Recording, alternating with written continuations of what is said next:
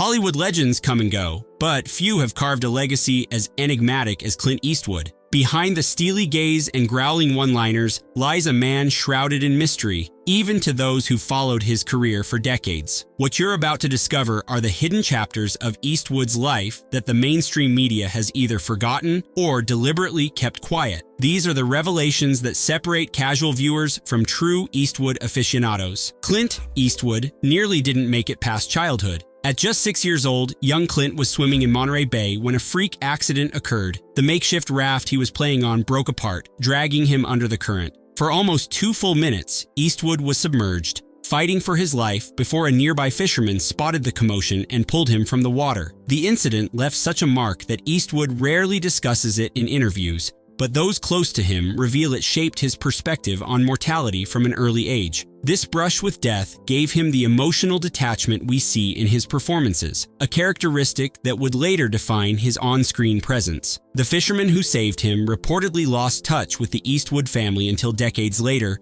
when, through sheer coincidence, he attended a screening of Unforgiven and reconnected with the star. Eastwood reportedly embraced the elderly man with tears in his eyes, telling onlookers, "This man is why I'm here today." Few people realize that before becoming Hollywood royalty, Eastwood worked some of the most unexpected jobs imaginable. After being drafted during the Korean War, he avoided combat duty, not through connections or privilege, but through pure chance. He was assigned as a swimming instructor at Fort Ord in California because of his lifeguard experience. What's even more surprising is what followed his military service. Struggling to find direction, Eastwood worked as a hay baler, forest firefighter, and even a gas station attendant. The most unusual of all, he briefly held a position at an Oakland swimming pool where he maintained the boilers. This period of uncertainty and manual labor instilled in him a work ethic that never left, even when commanding millions per film. Even today, crew members report that Eastwood never sits during filming,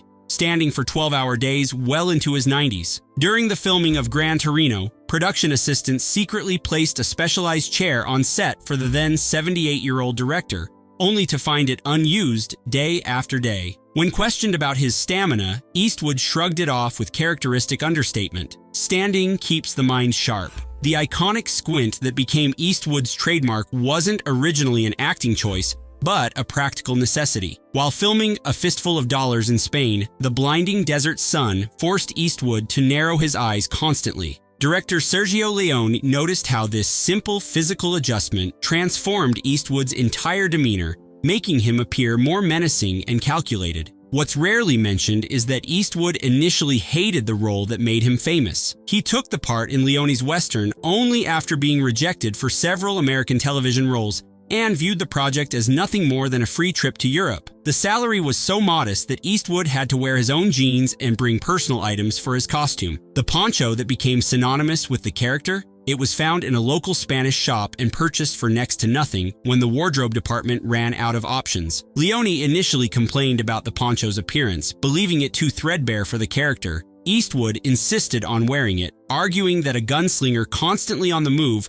would naturally wear clothing showing signs of hard travel. This insistence on authenticity would become a hallmark of Eastwood's approach to character development throughout his career. What most viewers don't realize is that Eastwood was paid just $15,000 for the role that would redefine Western cinema. In comparison, even minor stars in Hollywood were earning 10 times that amount for similar work. But the real revelation is how Eastwood transformed his laconic screen presence into an art form. The original script for A Fistful of Dollars contained over 40 lines for his character, but Eastwood personally crossed out dozens of them, reducing his dialogue to the bare minimum. When questioned by producers, he simply stated, "This character wouldn't talk this much." This bold artistic choice against studio wishes established the tight-lipped persona that audiences would come to expect. Years later, Eastwood revealed in a rare candid moment that this minimalist approach wasn't purely artistic. He had struggled with memorizing extensive dialogue early in his career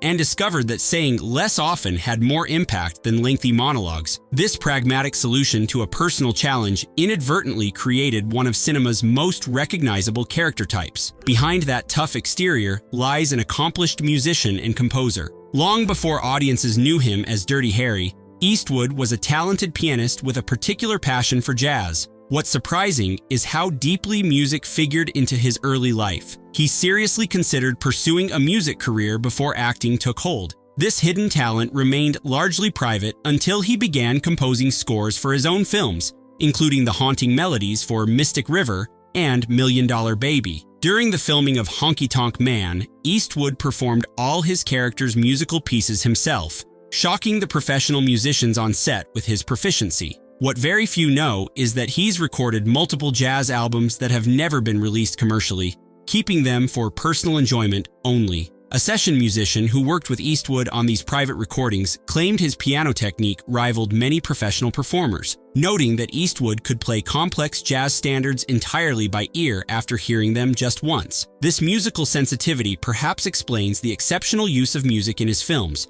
where scores enhance emotional impact without overwhelming the visual storytelling. The transition to directing wasn't the carefully calculated career move many assume. Studio executives actively discouraged Eastwood from stepping behind the camera, believing it would diminish his leading man status. What's rarely discussed is that Eastwood essentially forced his way into the director's chair by using a clause in his contract that the studio had overlooked. For his directorial debut with Play Misty for Me, Eastwood made the unprecedented move of forgoing his acting salary entirely, working only for the director's fee, which was significantly less. This gamble paid off, but not without consequences. Several major studios temporarily blacklisted him, fearing other actors would follow his independent-minded approach. The studio's reluctance stemmed from a long-standing Hollywood belief that actors lacked the technical expertise for directing. Eastwood demolished this prejudice by immersing himself in every technical aspect of filmmaking. During production of The Eiger Sanction,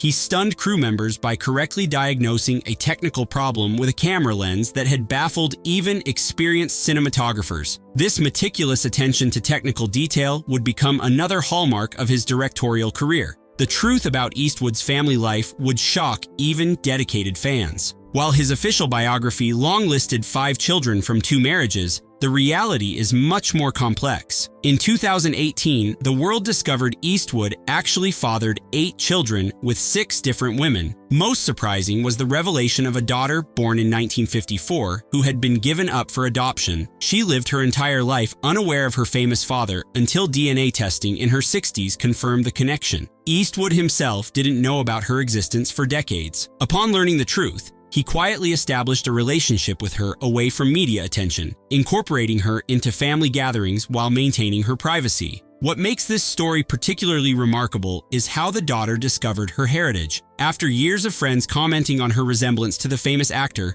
she jokingly purchased a DNA test, never seriously believing there could be a connection. The results linked her to Eastwood's known children, setting in motion a private family reconciliation that never made tabloid headlines. Those close to the family report that Eastwood embraced this unexpected addition with genuine warmth, treating her no differently than children he'd raised from birth. His romantic history contains chapters Hollywood executives worked diligently to suppress. During the filming of The Outlaw Josie Wales, Eastwood began a relationship with co-star Sandra Locke that would last 14 years. What the public wasn't told was that throughout their relationship, Eastwood maintained a separate household with another woman, Jocelyn Reeves, with whom he fathered 2 children. This arrangement remained hidden from both the public and reportedly from Locke herself. When the relationship with Locke ended, a difficult legal battle ensued that exposed how studio power could be wielded to protect their valuable stars. Court documents revealed that Warner Brothers had offered Locke a film development deal worth millions, secretly funded by Eastwood himself, to secure her agreement to drop various legal claims against him. The fallout from this revelation led to significant changes in how studios structure settlement agreements with talent. What's seldom discussed is how this episode transformed Eastwood's approach to personal relationships. In subsequent years, he adopted a policy of radical transparency with partners, perhaps as a response to the complicated web of secrets that had defined his earlier romantic life. Eastwood's political journey contains surprising contradictions few understand. While widely known for his conservative leanings, his actual political positions defy simple categorization. Before identifying as a Republican, Eastwood supported Democratic candidates and causes. The motivation behind his successful run for mayor of Carmel by the Sea in 1986 wasn't political ambition, as many assume. What prompted his campaign was a highly personal dispute with the local planning commission that had rejected his proposal to renovate a historic building he owned. As mayor, he surprised constituents by implementing environmental protections and appointing several liberal-leaning council members. What's most revealing is that during his tenure, he accepted only $200 monthly as salary, donating it entirely to the local youth center. His administration focused on remarkably pragmatic concerns rather than ideological battles. He streamlined building permit processes, improved beach access for residents, and installed public restrooms in the downtown area, hardly the agenda of a political firebrand. Local officials from that era recall Eastwood's frustration with partisan politics. He reportedly told a city council meeting, "I don't care about party lines when there's a pothole that needs fixing." The infamous empty chair speech at the 2012 Republican National Convention wasn't the carefully planned political statement most assumed.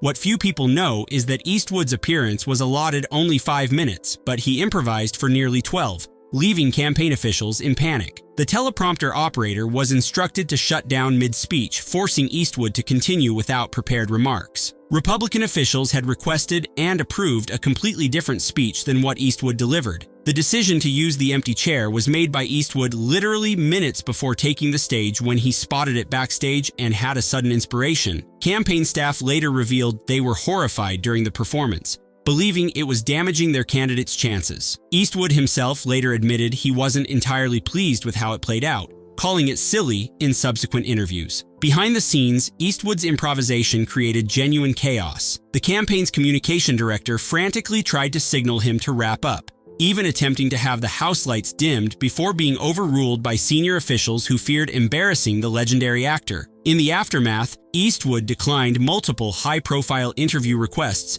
to explain or defend his performance, preferring to let the incident fade from public memory. What distinguishes Eastwood's directing approach from his Hollywood peers are methods that many actors found initially jarring. Unlike most directors who shoot countless takes until achieving perfection, Eastwood typically films just 1 or 2 takes of each scene. This unusual approach earned him the nickname "One-Take Clint" among film crews. Actors accustomed to having multiple attempts to perfect their performances often found this method intimidating. What's rarely discussed is how this approach originated not from artistic philosophy, but from Eastwood's early experiences with budget constraints. Having witnessed wasteful spending on film sets, he developed a philosophy of efficiency that never left him, even when commanding $100 million productions. This methodology created an intensity on his sets unlike any other in Hollywood. Actors describe a palpable electricity during filming, knowing they have only 1 or 2 chances to deliver their performance. Hilary Swank, who won an Oscar for Million Dollar Baby,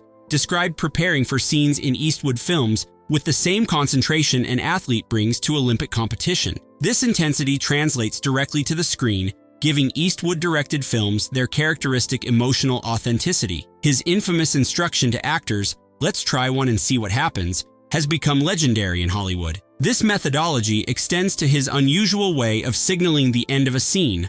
Rather than yelling "cut" like most directors, Eastwood simply says, "That's enough of that," in his characteristic whisper, often leaving actors unsure if they've performed adequately or disappointed him. Gene Hackman, during the filming of Unforgiven, was so unsettled by this approach that he repeatedly questioned whether Eastwood wanted additional takes. Eastwood's response, "If I didn't like it, we'd still be shooting it." This minimalist communication style extends to his feedback as well. While other directors offer lengthy notes after performances, Eastwood typically limits his direction to phrases like "a little less" or "that's interesting." Morgan Freeman noted that working with Eastwood requires actors to arrive with their characters fully formed, as his sparse guidance primarily focuses on pacing and emotional tone rather than character development. Despite this apparent hands-off approach, actors consistently deliver some of their finest performances under his direction, suggesting that Eastwood's method, while unconventional, taps into something fundamental about the acting process. Eastwood's dedication to physical fitness borders on the superhuman. After surviving a plane crash in the early 1950s while serving in the military,